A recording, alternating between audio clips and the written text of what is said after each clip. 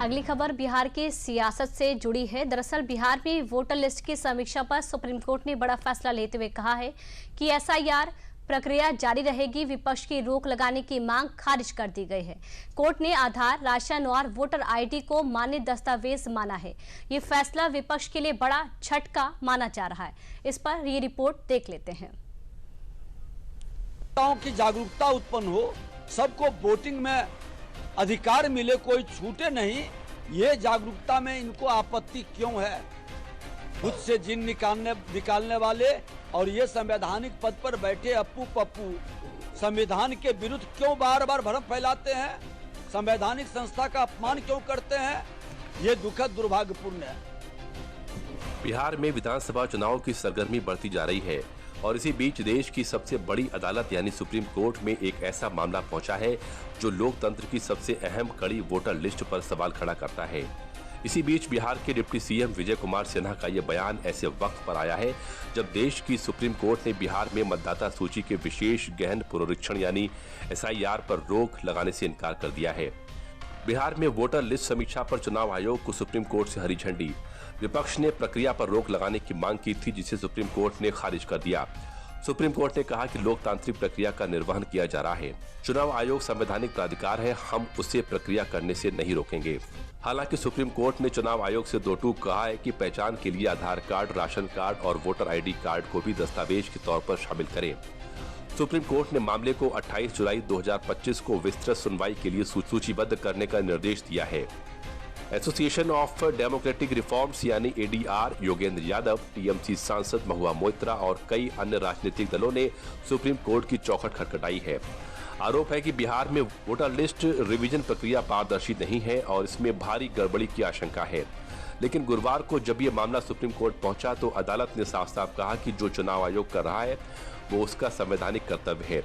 यानी अदालत ने इस पूरी प्रक्रिया पर फिलहाल सवाल उठाने से इनकार कर दिया है। देखिए, ऐसा है कि आज जो सुनवाई हुई माननीय सर्वोच्च न्यायालय के समक्ष, याचिकाकर्ता चाहते थे कि बिहार के अंदर जो इलेक्टोरल रोल डिवीजन का काम इलेक्शन कमीशन ऑफ इंडिया कर रही है उसको रोक दिया जाए। लेकिन जब उन्होंने अदालत का मुठ भांप लिया कि किसी भी एसटी के लिए अदालत तैयार नहीं है, तब उन्होंने अपने एप्लीकेशन को प्रेस करने से मना कर दिया और वो प्रेस नहीं किए हैं। इसीलिए अगली 28 जुलाई को पूरे मामले की पुनः सुनवाई होगी।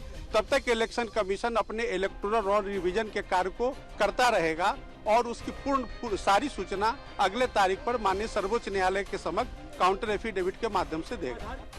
सुप्रीम कोर्ट का ये फैसला विपक्षी गठबंधन की उम्मीदों पर बड़ा झटका माना जा रहा है क्योंकि चुनाव आयोग के एसआईआर कराने के फैसले पर रोक लगाने के लिए राजद सांसद मनोज झा, टीएमसी सांसद महुआ मोइत्रा समेत 11 लोगों ने याचिकाएं दाखिल की थी।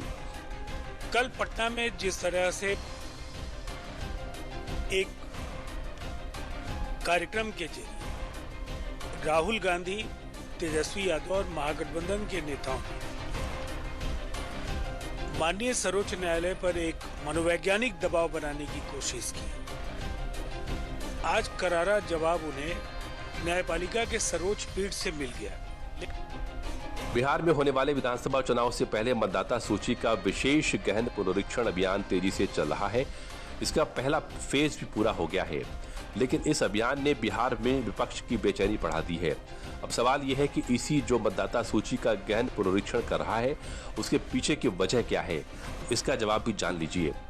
महाराष्ट्र और हरियाणा में हुए चुनाव नतीजों से विपक्ष नाराज था। विपक्षी खेमे ने मतदाता सूचियों में हेराफेरी का आरोप लगाया था। बंगाल में भी फर्जी वोटरों के लिस्ट में शामिल होने के आरोप लगते रहे हैं। बांग्लादेशी घुसपैठियों को बंगाल की नागरिकता देने के आरोप लगते हैं। बिहार में वोटर लिस्ट में अवैध वोटरों के शामिल होने की संभावना है। बिहार की सियासत में विधानसभा चुनाव से पहले ईसी के फैसले को लेकर लगातार सियासी बयानबाजी का दौर थमने का नाम नहीं ले रहा। फिलहाल जिस मुद्दे को चुनावी रणनीति बनाकर विपक्ष सरकार पर निशाना साध रही है उसकी अगली सुनवाई 28 जुलाई को सुप्रीम कोर्ट करेगी।